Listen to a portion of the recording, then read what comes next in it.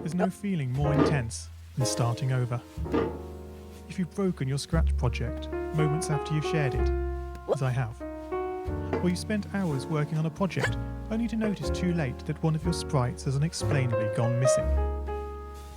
If you've made use of that difficult-to-name thing of thing block within the sensing category, amazingly useful but capable, due to a Scratch bug, of leaving you crying as it dumps all your scripts in one big unordered heap.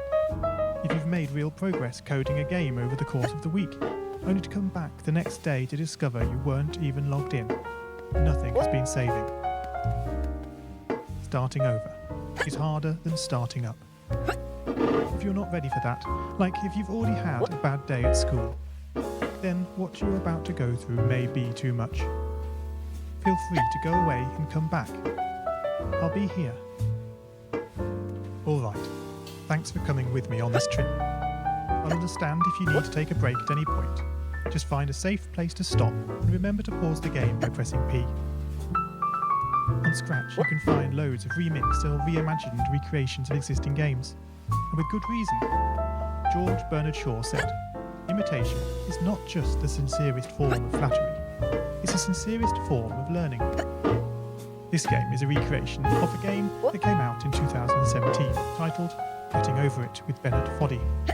That game in turn was a homage to a free game that came out in 2002. Both games involved dragging yourself, using a hammer, up a mountain assembled from assets and objects sourced from many other games. It seems appropriate then that, when trying to recreate Getting Over It in Scratch, that we should construct our mountain from the same assets used in literally millions of Scratch projects, the unmistakable contents of the Scratch costume library. Unlike Unity or Unreal, Scratch does not provide you with a built-in physics or 3D rendering engine. There's no state-of-the-art debugger, you can't even pause your scripts. We are forced to program old school. Our experience capped at 30 frames per second on a 480 by 360 pixel stage. But these very restrictions force us to experiment, to think out of the box, to grow as developers as we become masters of all things Scratch. And let's not forget, what we lack in technology, we make up for in community. This fantastic bunch of budding software engineers, building, learning, creating, playing, remixing, as diverse a group of people as the very Scratch assets we now so skillfully attempt to ascend. The act of climbing, in the digital world or in the real world, has certain essential properties that give the game its flavour. No amount of forward progress is guaranteed. When you start getting over it, you're standing next to a dead tree, which blocks the way to the entire rest of the game. You prod and poke at it, exploring the limits of your reach and strength, trying to find a way up.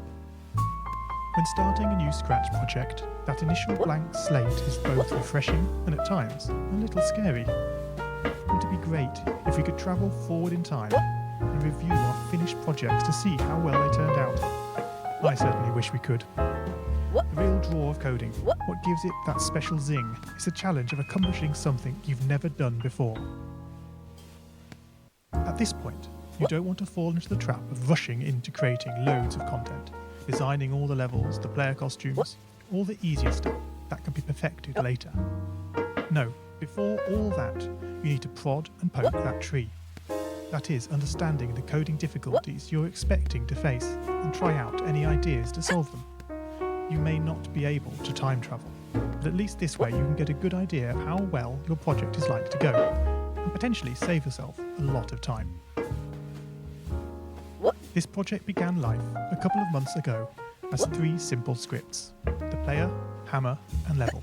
I spent no time on the art, just using ScratchGAT and a few rectangles drawn in the sprite editor.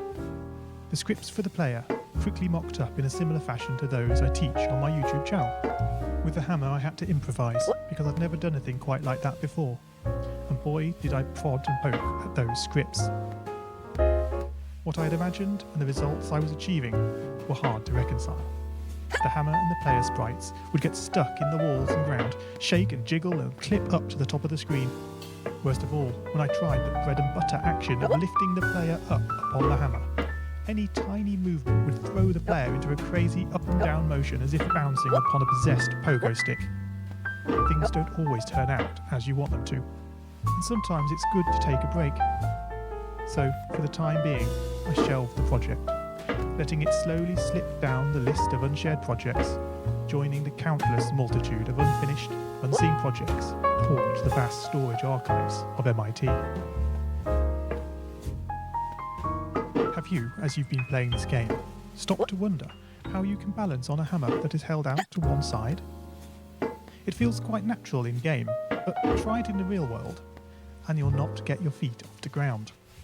No, this game is bending the rules of physics. Although I was not actively working on the project, the desire to code the game and solve the initial problems constantly played on my mind.